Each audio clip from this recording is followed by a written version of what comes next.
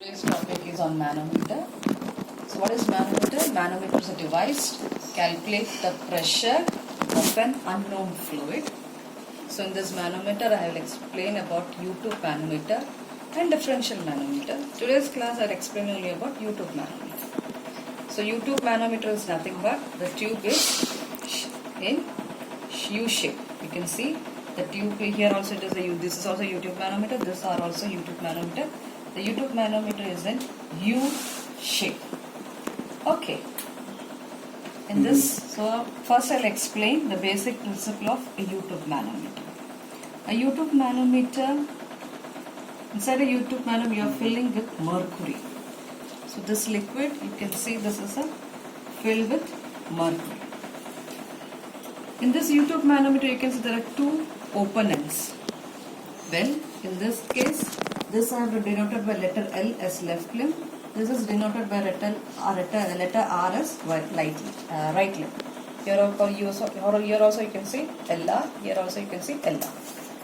So, in this case, the U-tube manometer is open to atmospheric pressure.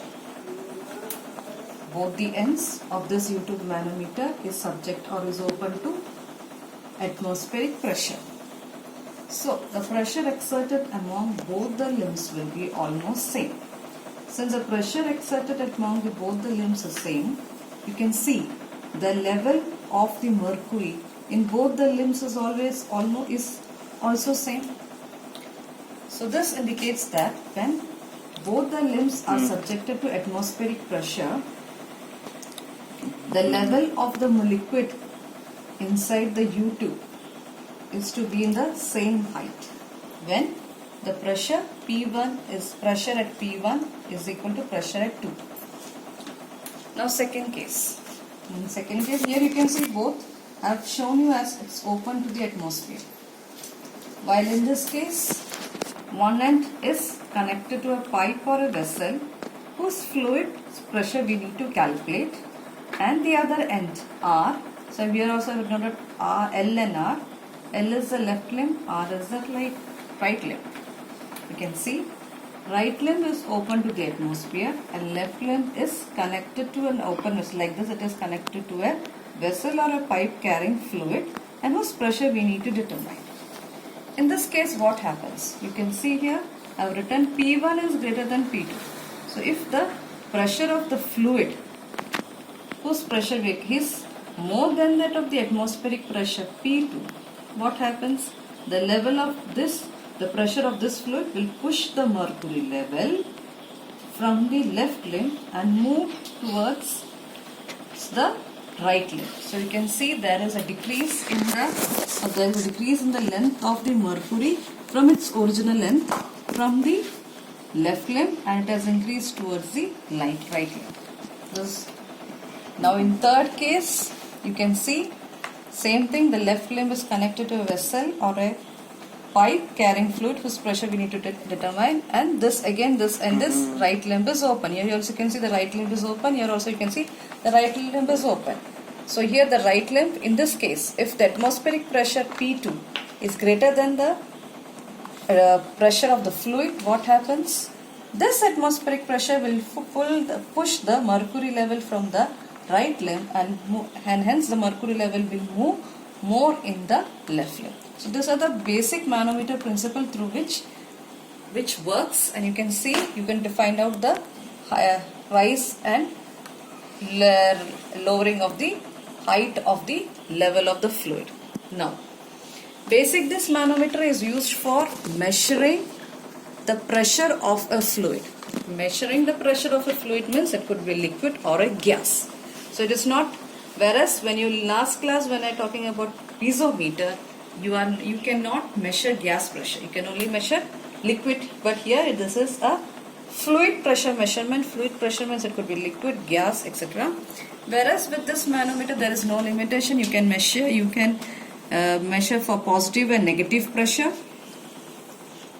Okay, both positive and negative pressure you can measure. Fine. Now I will explain the working of a U-tube manometer. Now again same, this is my U-tube manometer which is in U shape. The U-tube, one end of the U-tube manometer is connected to a vessel or a pipe carrying a fluid whose pressure we don't know. The pressure is, this fluid is having a specific weight W1, density ρ1. Okay, so here also I've written left limb, right limb. Now you can see this U-tube manometer has a fluid which is nothing but mercury is already there. So this mercury I have given as in blue color. Okay, what happened when the fluid has been, or the fluid containing, or the vessel containing fluid is been placed at one end of the U-tube? Due to the pressure exerted by the fluid in the thing, the fluid starts flowing downwards, and as the pressure of this fluid is more, the level of the mercury from the, so it goes for the second case, the level of the mercury from the left limb rises more towards the right limb. Now this excess I have taken as the datum point. Now you can see, now this height h1 is taken from the center of the vessel or the pipe as h1, and here the level of the rise of the mercury in the right limb is from the datum is taken as h2. So you can see the rise and fall as h1 and h2. Now normally we follow hydrostatic pressure because the fluid is stationary here. Now look here, the pressure limb at the, now I am going to equate the pressure at left limb. Now this is my gauge pressure. Now gauge pressure in terms of atmospheric pressure is 0, so you can see it I have taken as 0, but here this pressure in the left limb is pressure at A. By using hydrostatic law, specific weight into height, specific weight is nothing but ρ1 g1, so it becomes PA unknown pressure plus ρ1 g1 h1 is my pressure at the left limb. Now pressure at right limb, since the gauge pressure at atmospheric is 0, I have taken as 0 plus ρ2 gh2. Now since equating both the pressure I get on solving, PA plus ρ1 g1 h1 is equal to ρ gh2. Now let PA be this side, and I will take this ρ1 gh1 to the right hand side. So I am taking this g out, so it becomes pressure at A unknown will be equal to G is nothing but acceleration due to gravity into density of the mercury into height of the rise of the level of the mercury in the right limb minus density of this fluid whose pressure is unknown to you, and the height of that fluid in your left limb. So with this equation you get the pressure, unknown pressure at point A.